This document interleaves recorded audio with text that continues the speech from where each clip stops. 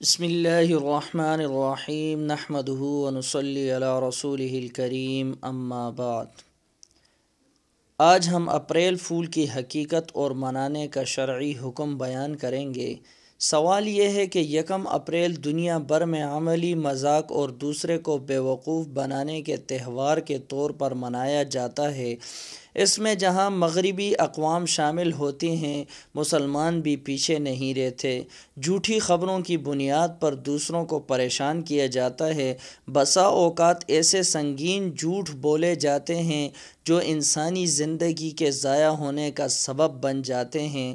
اس بارے میں رہنمائی فرمائیں کہ اپریل فول منانا اور اس قسم کا مذاق کرنا اسلامی نقطہ نظر سے کیسا ہے؟ صورت مسئلہ کا جواب یہ ہے کہ اپریل فول کے متعلق کافی سوالات آئے ہیں اور اس میں عام طور پر مسلمان لاعلمی کی بنا پر شریک ہو جاتے ہیں، اس لیے اس کا جواب تفصیلی ذکر کیا جاتا ہے۔ یہ بات نہایت قابل غور ہے کہ آج کا مسلمان مغربی افکار اور نظریات سے اتنا مرغوب ہو چکا ہے کہ اسے ترقی کی ہر منزل مغرب کی پیروی میں ہی نظر آتی ہے۔ ہر وہ قول و عمل جو مغرب کے ہاں رائج ہو چکا ہے، اس کی تقلید لازم سمجھتا ہے، قطع نظر اس سے کہ وہ اسلامی افکار کے موافق ہے یا مخالف۔ حتیٰ کہ یہ مرغوب مسلمان ان کے مذہبی شعار تک اپنانے کی کوشش کرتے ہیں۔ اپریل فول بھی ان چند رسوم و رواج میں سے ایک ہے جس میں جھوٹی خبروں کو بنیاد بنا کر لوگوں کا جانی و مالی نقصان کیا جاتا ہے۔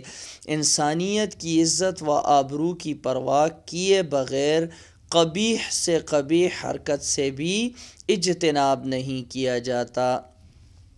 اس میں شرعاً و اخلاقاً بے شمار مفاسد پائے جاتے ہیں جو مذہبی نقطہ نظر کے علاوہ عقلی و اخلاقی طور پر بھی قابل مذمت ہیں۔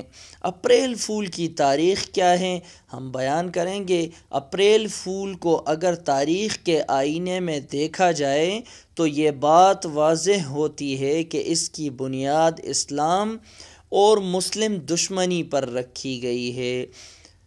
تاریخی طور پر یہ بات واضح ہے کہ اسپین پر جب عیسائیوں نے دوبارہ قبضہ کیا تو مسلمانوں کا بے تحاشا خون بہایا،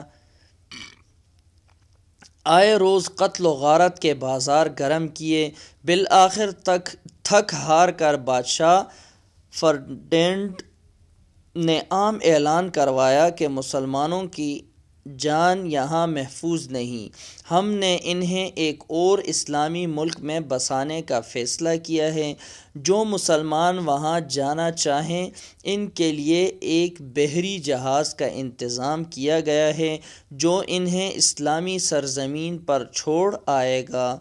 حکومت کے اس اعلان سے مسلمانوں کی کثیر تعداد اسلامی ملک کے شوق میں جہاز پر سوار ہو گئی۔ جب جہاز سمندر کے عین درمیان میں پہنچا تو بادشاہ کے فوجیوں نے بحری جہاز میں بذریعہ بارود سوراخ کر دیا اور خود بحفاظت وہاں سے بھاگ نکلے۔ دیکھتے ہی دیکھتے پورا جہاز غرقاب ہو گیا۔ عیسائی دنیا اس پر بہت خوش ہوئی اور بادشاہ کو اس شرارت پر داد دی۔ یہ یکم اپریل کا دن تھا۔ آج یہ دن مغربی دنیا میں مسلمانوں کو ڈبونے کی یاد میں منایا جاتا ہے۔ یہ ہے اپریل فول کی حقیقت۔ مسلمانوں کا اپریل فول منانا جائز نہیں کیونکہ اس میں کئی مفاسد ہیں جو ناجائز اور حرام ہیں۔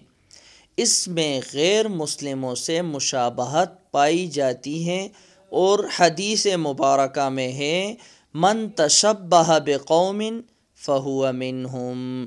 سنن ابی داؤد کی روایت ہے کہ جس نے کسی قوم کی مشابہت اختیار کی وہ انہی میں سے ہے۔ تو جو لوگ اپریل فول مناتے ہیں اندیشہ ہے کہ ان کا انجام بروز قیامت یہود و نصارہ کے ساتھ ہو۔ ایک واضح قباحت اس میں یہ بھی ہے کہ جھوٹ بول کر دوسروں کو پریشان کیا جاتا ہے، اور جھوٹ بولنا شریعت اسلامی میں ناجائز اور حرام ہے۔ حدیث مبارکہ میں ہے ان الصدق بر وان البر یہدی الی الجنہ وان الکذب فجور وان الفجور یہدی الی النار۔ صحیح مسلم کی روایت ہے کہ سچ بولنا نیکی ہے اور نیکی جنت لے جاتی ہے، اور جھوٹ بولنا گناہ ہے اور گناہ جہنم کی آگ کی طرف لے جاتا ہے۔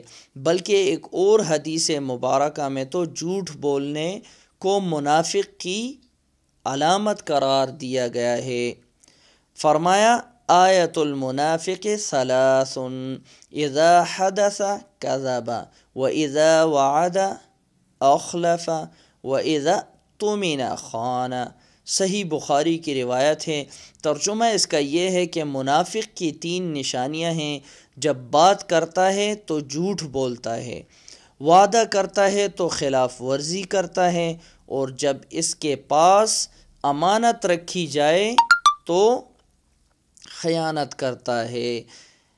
اس دن جھوٹ کی بنیاد پر بسا اوقات دوسروں کے بارے میں غلط سلط باتیں پھیلا دی جاتی ہیں، جس کی وجہ سے ان کی عزت خاک میں مل جاتی ہے، جو شدید مذموم و حرام ہے۔ حدیث میں ہے ان دماءکم و اموالکم و اعراضکم علیکم حرام كحرمة يومكم هذا في بلدكم هذا في شهركم هذا۔ صحیح بخاری کی روایت ہے۔ ترجمہ تمہارا خون، تمہارے مال اور تمہاری عزت ایک دوسرے پر اس طرح حرام ہے جیسے اس دن کی حرمت اس مہینے اور اس شہر میں۔ اس دن مذاق میں دوسروں کو ڈرایا دھمکایا بھی جاتا ہے، جو بسا اوقات جان لیوا بھی ثابت ہوتا ہے۔ اس کا اندازہ 2 اپریل کے اخبارات سے لگایا جا سکتا ہے۔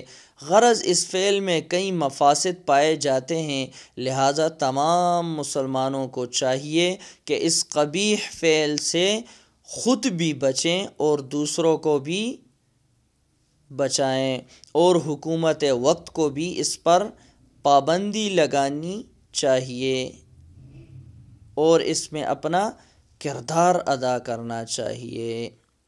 اللہ رب العزت ہمیں جھوٹ بولنے اور جھوٹ پھیلانے اور جھوٹ پر مبنی گفتگو سے ہمیں اجتناب کرنے کی توفیق عطا فرمائے۔ آمین۔ وآخر دعوانا الحمد للہ رب العالمین۔